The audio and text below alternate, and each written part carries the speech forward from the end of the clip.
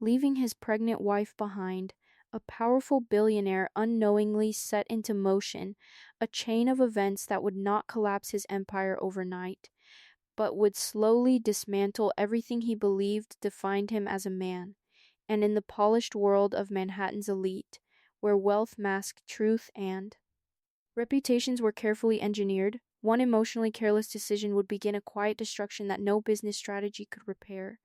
Because regret, once it enters a man's life, does not leave when asked. It stays, grows, and reshapes everything. Christopher Hale had never experienced real loss, raised inside generational wealth that removed obstacles before they formed, educated in institutions where success was expected rather than earned, and trained from a young age to see the world not through emotion but through control. He became a man who believed that anything, relationships, problems, even people, could be managed with enough authority, and when he took control of Hale Capital, a billion-dollar investment firm built by his father, he didn't see himself as a leader learning the system, he saw himself as the system itself. It was during an exclusive charity evening overlooking the Hudson River that he first noticed Isabella Quinn, not because she tried to stand out, but because she didn't. While others performed wealth and influence, she moved quietly through the room, speaking sincerely with older donors, thanking them personally, carrying a warmth that didn't belong in a place built on calculation. And for a man like Christopher, who had spent his entire life surrounded by ambition disguised as charm, her authenticity felt rare enough to matter. Their relationship developed quickly, drawn together by contrast more than similarity. Isabella bringing softness into a life built on structure, Christopher offering security and a future she had never imagined. And for a time, it worked, or at least it appeared to, because what they had in the beginning was real, even if it was fragile. And 2 years into their marriage, when Isabella discovered she was pregnant, she believed it would anchor them permanently, believed it would deepen their connection. But instead, it revealed the truth that had been building quietly beneath the surface. For months, because at the same time, Christopher had entered the most demanding phase of his career, chasing expansion deals, investor approval, and market dominance, and slowly, without intention but with consistency, he began to disappear from his own life, his long hours replacing conversations, his priorities shifting so completely that Isabella, once central to his world, became something secondary, something he assumed would remain without effort. The breaking point came quietly, without chaos, Isabella preparing dinner, hoping for connection, Christopher arriving late, distracted, already consumed by negotiations that meant more to him than the life waiting at home, and when she tried to reach him, tried to share something as important as the child they were about to have, his response was not anger but dismissal. And then, without realizing the weight of his words, he told her something that would reshape everything, telling her she should stay somewhere else for a while until things settled.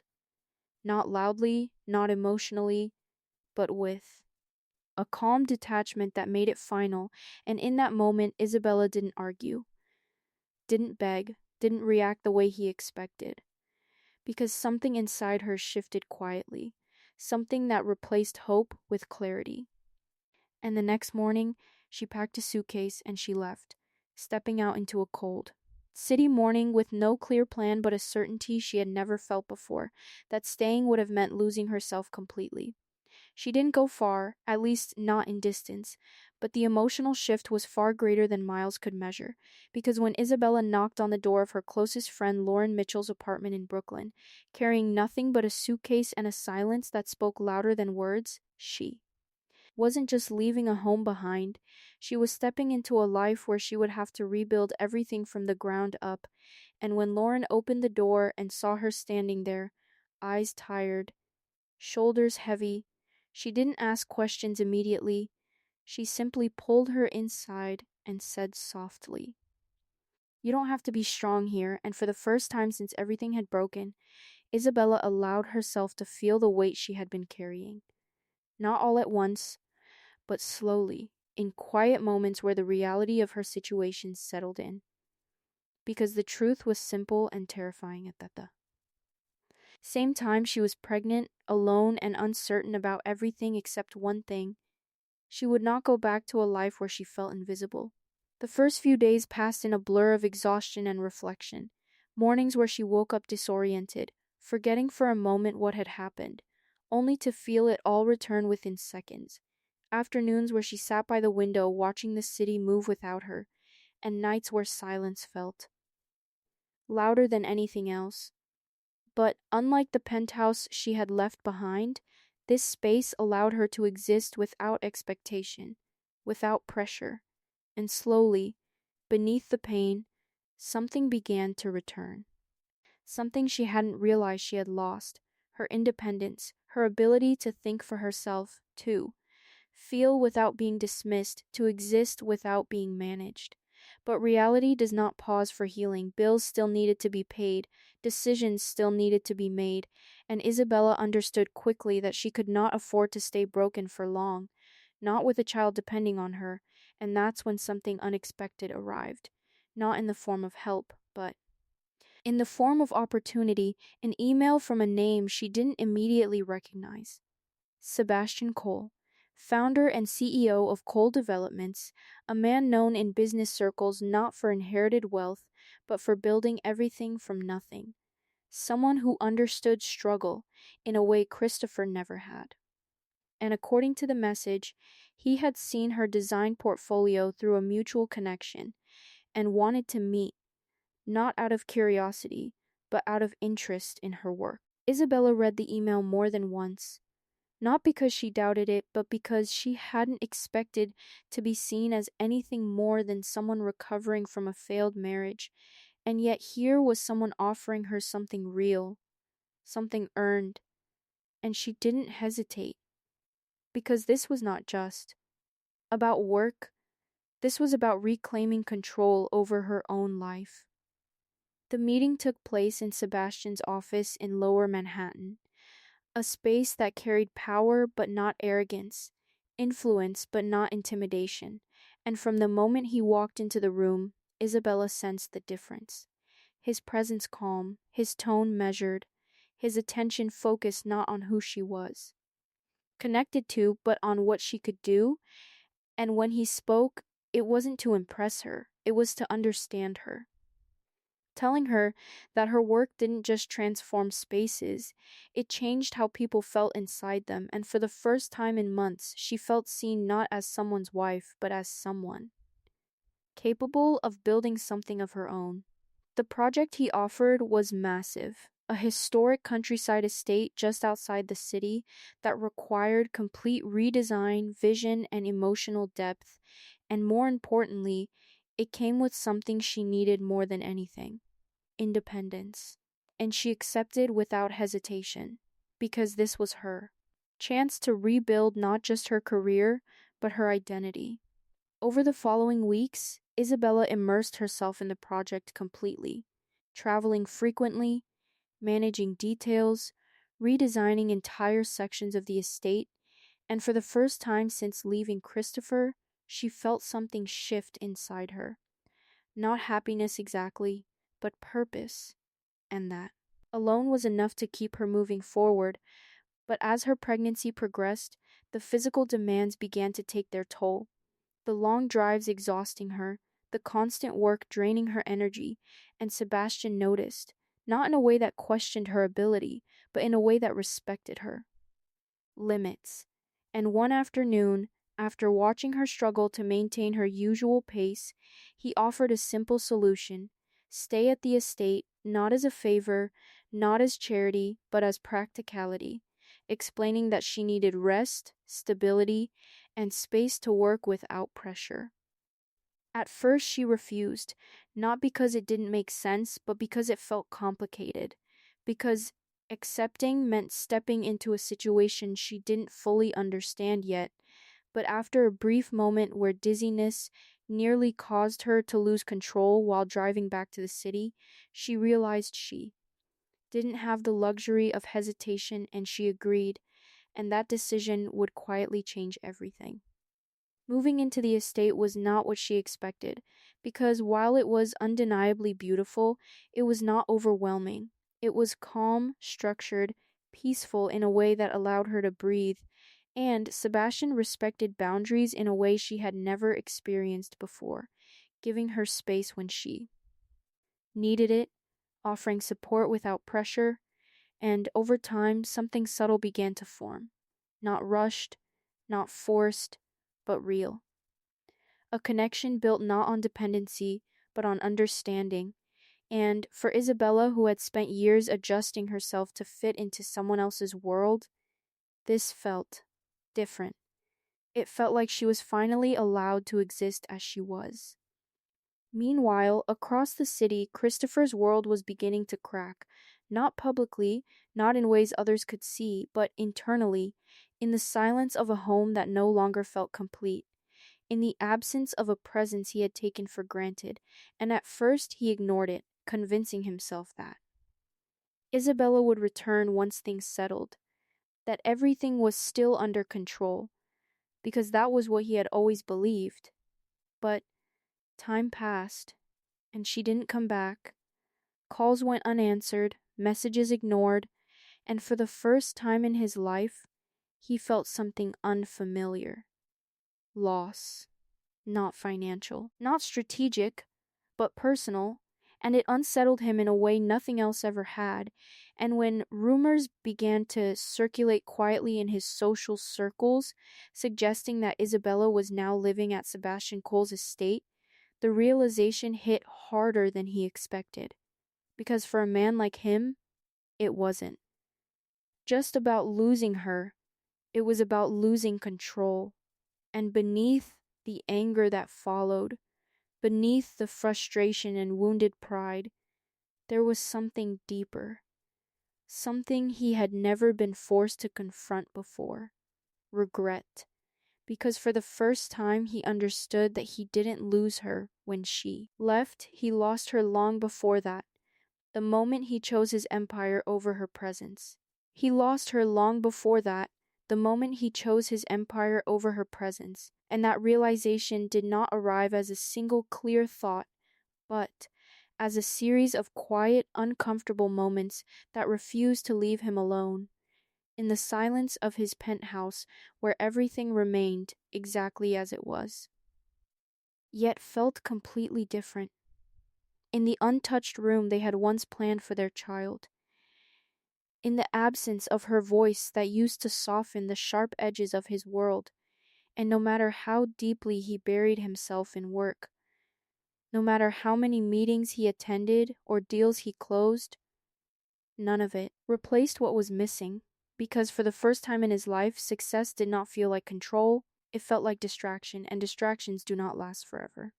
Christopher Hale was not a man who accepted loss easily, not because he was incapable of emotion, but because he had never been forced to face consequences that he could not fix with power, and when something slipped out of his control, his instinct was always the same: to regain it, to restructure it, to bring it back into alignment with his expectations. And this situation, as personal as it was, did not escape that instinct, so he did what he knew best. He turned to strategy. The meeting with Sebastian Cole was arranged under the pretense of business, because in their world, direct confrontation was rare, replaced instead by controlled environments where conversations carried layers of meaning beneath polite words, and when Christopher sat in a quiet, high-end lounge, overlooking the city, waiting with a calm exterior that hid the tension building inside him, he knew this was not about partnership.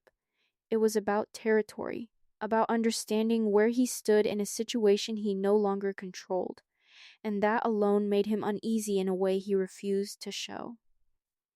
When Sebastian entered, his presence was steady, unaffected, the kind of confidence that did not need to announce itself, and when they shook hands, there was no warmth in the gesture, only acknowledgement, two men aware of the situation without needing to speak it directly, and for a few moments they followed the expected pattern, discussing business briefly, touching on neutral topics, maintaining appearances, but neither of them had come for that, and the conversation shifted quickly. She's working for you, Christopher said, his tone controlled, measured in a way that suggested he was still holding authority over the situation. Yes, Sebastian replied simply, without hesitation or defensiveness. And she's living at your estate, Christopher continued, his words carrying more weight now. Sebastian met his gaze calmly. She chose to stay where she feels safe.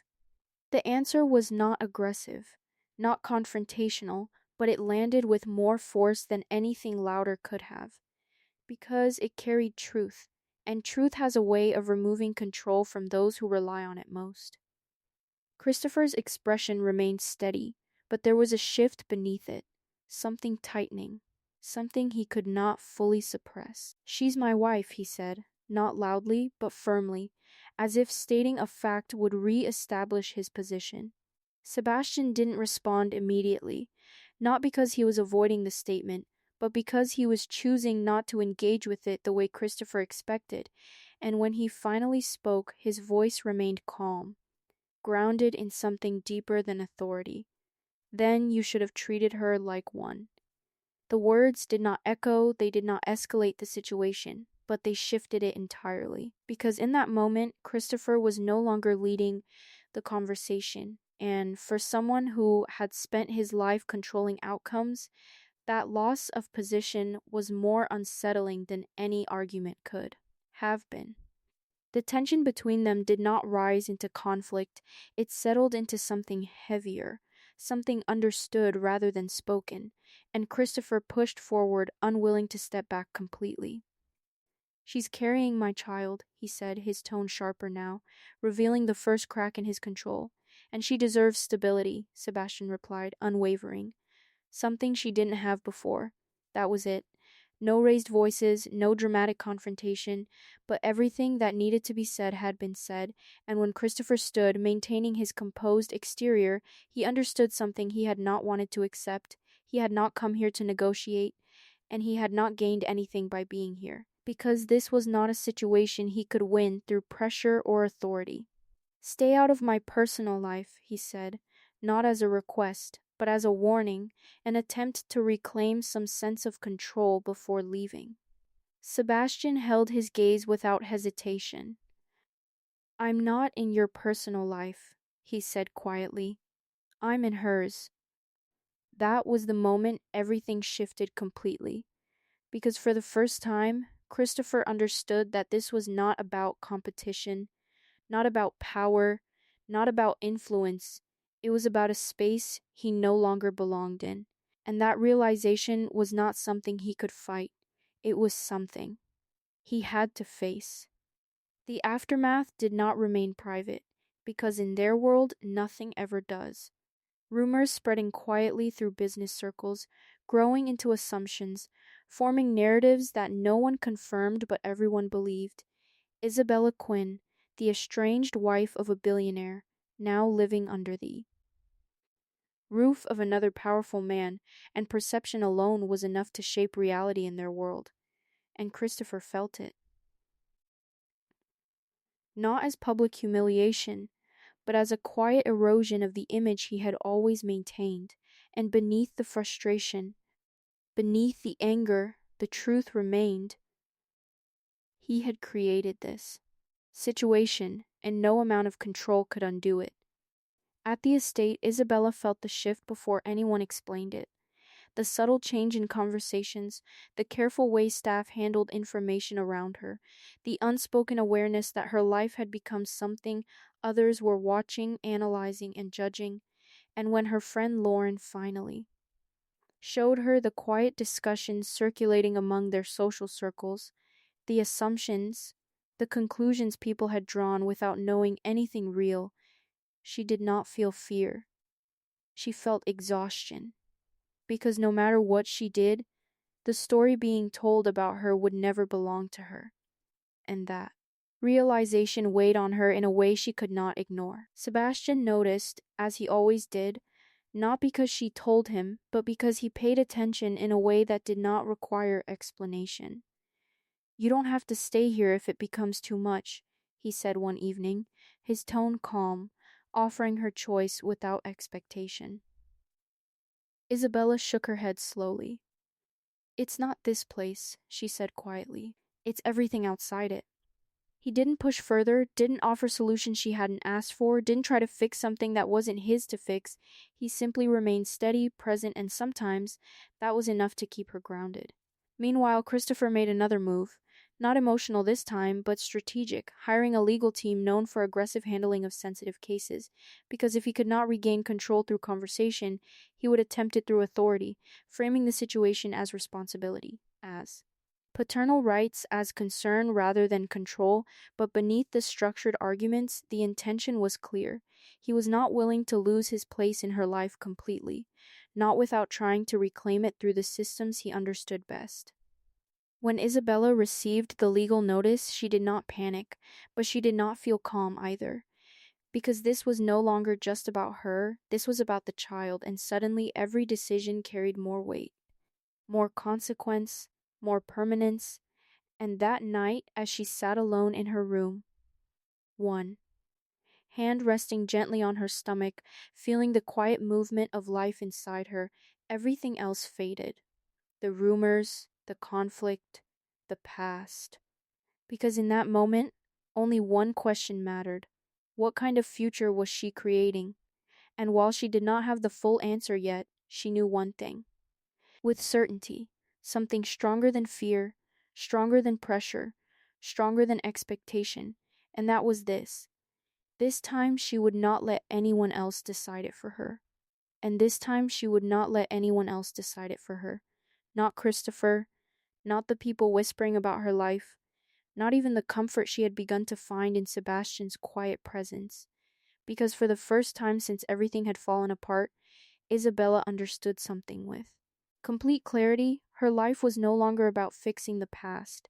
It was about building a future strong enough to stand on its own. And that realization did not come with peace. It came with pressure, with responsibility, with the weight of knowing that every decision she made now would shape not only her life, but the life growing inside her. And that truth stayed with her even in the quietest moments. The days that followed moved slowly, heavier than before, as if everything was leading towards something she could not yet see. Her work at the estate continuing, but her pace changing, her body demanding more rest, her mind shifting from rebuilding herself to protecting something more important. And Sebastian noticed it in the same way he noticed everything, not by questioning her, but by understanding her, by offering space instead of pressure, by reminding her without saying it directly that she did not need to prove her strength anymore. And those small, quiet moments of support became something she relied on more than she expected. The morning everything changed began without warning, the kind of calm that often comes before something breaks. Isabella stepping outside into the estate gardens, the early light soft, the air cool, a rare moment of stillness, and for a brief second she allowed herself to feel something close to peace, but it did not last, because suddenly a sharp pain moved through her body, unexpected, intense enough to stop her mid-step, her breath catching as she tried to understand what was happening, waiting for it to pass, but it came again, stronger, and this time fear followed immediately, replacing every other thought. Within minutes, Sebastian was beside her, his calm exterior still there, but his actions faster, more urgent, guiding her inside, supporting her without panic, already making the call, and everything shifted from quiet control to focused urgency so quickly that Isabella barely processed it before. She was being helped into his car, the engine starting, the road blurring as they moved toward the hospital. "Stay with me," he said, his voice steady, grounded, the kind of calm that holds everything together when everything else begins to fall apart. And Isabella nodded slightly, holding on to that steadiness even as her own world began to feel unstable. The hospital lights were harsh, the sounds overwhelming, everything moving too quickly, doctors speaking in terms she barely followed, nurses asking questions she answered without thinking, and through all of it, one thing became clear. It was too early, far too early, and the situation was not. Simple. Sebastian made a decision without hesitation, calling Christopher not because he wanted to involve him, but because it was right. Because some responsibilities do not disappear even when relationships do. And when Christopher arrived, everything changed again. Not in the situation, but in the dynamic. Because in that moment, nothing mattered except the life inside that room. He stood outside the door for a moment before entering, his usual confidence gone, replaced by something raw, something uncertain, something human, and when Isabella saw him, she did not feel the anger she had expected. She felt something more complex, something tied to everything they had been, and everything they had lost. I'm here, he said quietly, and this time the words carried meaning, not because they fixed anything, but because for the first time they were supported by presence. The hours that followed felt endless, doctors working to delay what they could, to stabilize what they could, but eventually the decision was made, the baby had to come, and everything shifted again, from waiting to urgency, from uncertainty to action, and as the pain intensified, Isabella focused on one thing, holding on, not for herself, but for the child, breathing through every moment, pushing through every wave. And Christopher stayed beside her the entire time, not as the man who had failed her, but as someone trying finally to become better, while Sebastian remained outside. Not because he did not care, but because he understood where he belonged in that moment, and sometimes understanding your place is the strongest form of respect. When the baby was finally born, the cry was fragile at first, uncertain, but then it grew stronger, filling the room with something undeniable, life, and in that moment everything else disappeared, the conflict, the past, the mistakes, all replaced by something more powerful than any of it, and Isabella broke first, tears falling freely, her body exhausted, her heart overwhelmed with something too deep to explain. Relief, fear, love all at once, and Christopher stood beside her, his own composure breaking in a way no one had ever seen. Because for the first time, he was not a billionaire, not a man in control, but a father, and that reality changed him in ways nothing else ever had. Their son was taken to the neonatal unit, small, fragile, but alive, and that was enough, more than enough. And in the quiet that followed, as Isabella lay back against the hospital bed, her strength fading, she felt Christopher's hand holding hers, not tightly, not possessively, but gently, carefully, as if he understood something he had never understood before, that this moment was not about control, it was about being allowed to stay. The days that followed did not fix everything. They did not erase the past, but they changed something fundamental. Because when life becomes that fragile, everything else becomes smaller, less important, less urgent, and Christopher did something he had never done before. He stayed, consistently, without expectation, without pressure, showing up every day, learning, trying, not to reclaim what he had lost, but to earn something new, something real. While Sebastian stepped back quietly, offering support only when needed, respecting boundaries without needing recognition, proving that care does not always require presence at the center. And Isabella, she did not rush her decision, because this time she understood something clearly. Love is not what people say in moments of comfort, it is what they do when everything is difficult. And when the time finally came for her to decide what came next, she stood there holding her son, looking at both men, and realized something important. This was not about choosing between them, it was about choosing the life she wanted to build. I'm not going back to how things were, she said quietly, her voice steady despite everything she had endured. And Christopher nodded, because this time he understood that words were not enough.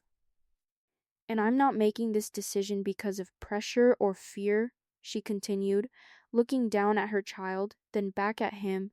This time it has to be different. He did not promise perfection, did not make grand declarations, because he had finally learned that those meant nothing without action. I'll spend my life proving it, he said simply. She did not answer immediately because this was not an ending, it was a beginning, and she chose to return to the estate not as an escape, but as a step toward stability, toward clarity, toward building something real, and Christopher accepted it because for the first time he understood that. Love was not something he could demand, it was something he had to earn, and Sebastian let her go without resistance.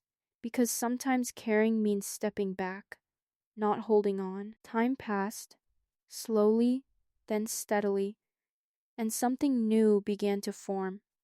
Not the same relationship, not the same life, but something more honest, more balanced, more real. Because sometimes losing everything is not the end, it is the moment clarity finally arrives. And this time, Isabella Quinn was. Not choosing between two men, she was choosing herself and the life she would build for her child on her own terms, with her own strength, and no one would take that away from her again.